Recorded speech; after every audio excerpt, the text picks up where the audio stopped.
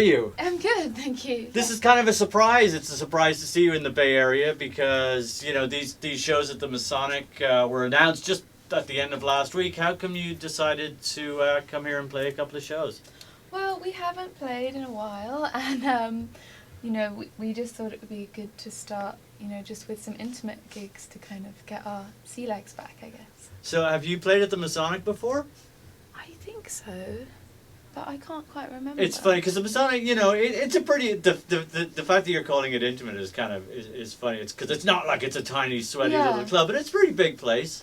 Yeah, I think we've been playing such like big festival gigs, so I think coming back and doing something that's kind of like starting off smaller. Yeah, right. And of course you're in California for ostensibly for Coachella, right? Yeah.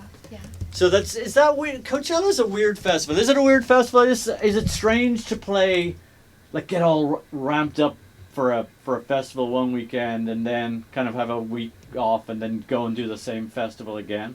I don't know. I think it's quite good for an artist because you get another go.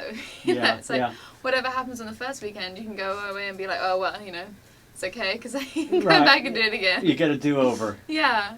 Are festivals something you enjoy? I know you're doing obviously 2 weekends of Coachella and Bonnaroo and Lollapalooza in the States and probably festivals all over the world. Are festivals something you enjoy doing? I love them. I mean, what I really like is being able to perform outdoors, and I think there's a sense of kind of everyone's there really to kind of enjoy themselves and there's a kind of, I think there's like a freedom to them that's really exciting for me. Have you played at Coachella before? Yeah, I have, yeah. I think played it twice.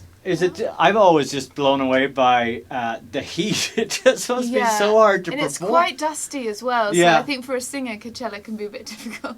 So if you like the big outdoor festivals, then it seems like the music industry is very much headed. Festivals seem to be a real focal point at the moment. It seems more and more that's where the concert industry is kind of putting all its eggs in that basket. Is that a good thing, do you think? Well, I mean, I love playing festivals, and what's really nice about them is that you get to go and be, you know, see other musicians play, and there's like kind of, you know, you get to like see people you haven't seen in a while because everyone's always on tour, and that's like the way that you kind of meet up.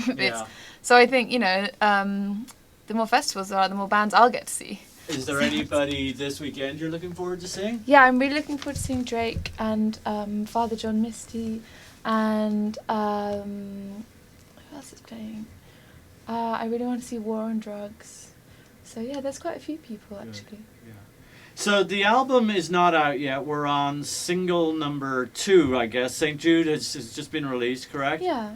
Tell us about, I just watched the video for St. Jude this morning. Can you tell us a little bit about it? I'm going to, when we run this interview, I'm going to post the video and just so people have a visual. Well, St. Jude was kind of, we'd planned to go and do the album shoot in Mexico, in Merida, and we'd planned like bits of What Kind of Man were going to be filmed there as well. And then at the end of the day's shoot, like, St. Jude was never really planned to be like a single, but Vince and Haycock, who has been, you know, we've been doing this kind of, we were calling it like this odyssey, you know, because we're doing all of the videos together and it's a kind of journey. And he, you know, St. Jude isn't an obvious choice for a single, but he had this idea of just doing a one shot at the end of all the like shooting for What Kind of Man, which, you know, was the big single. And we just, at the end of like our time shooting there, we just, you know, we had like one evening, and that's just done in one take, walking through this, you know, Mexican village. It's really beautiful, and they're very cinematic. I'm assuming that was the kind of vibe you were going for.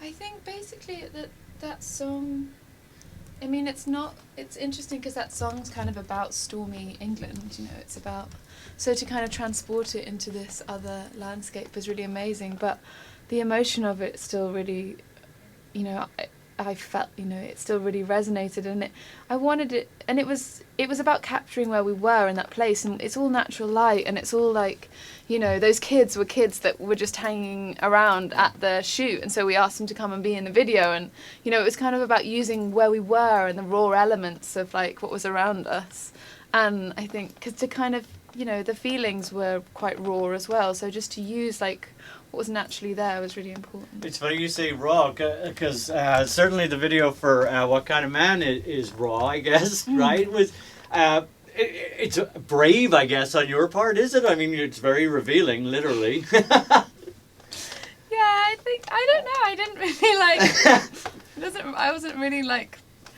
I wasn't really fast. I was like, sure. Well, it's funny because, you know, when we post the video on our Facebook page or on our website or wherever, we have to mark it as not safe for work. Yeah. You're getting people in trouble. You know, it's funny, like, not safe. It's just a boob. Why is No, it I not know safe? it's just a boob. But hey, What's unsafe about I a boob? totally agree. Listen. What's going to happen if people see it? Well, I couldn't agree more. So we're telling everybody right now, at work, My boobs are safe. your boobs are safe. Well, wow, I was just, now I'm blushing. I was like, your boobs are very nice. Wow, where do we go from there? The thing is, I think that song, it felt, the emotions of it, I felt very naked, I felt very exposed, I felt like, and it was almost like reclaiming that, and actually for me it was an extremely empowering thing to do, you know, to own those feelings, I felt it was, you know, to put yourself out there and be vulnerable. I found that actually, that gave me a lot of strength.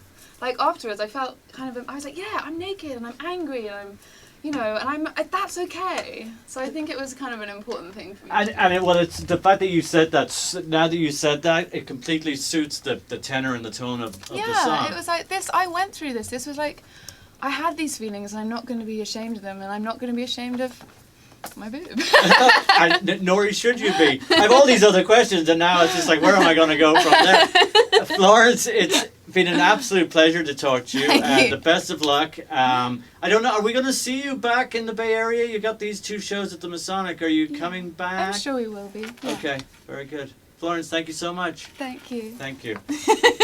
Has anyone spoken to you about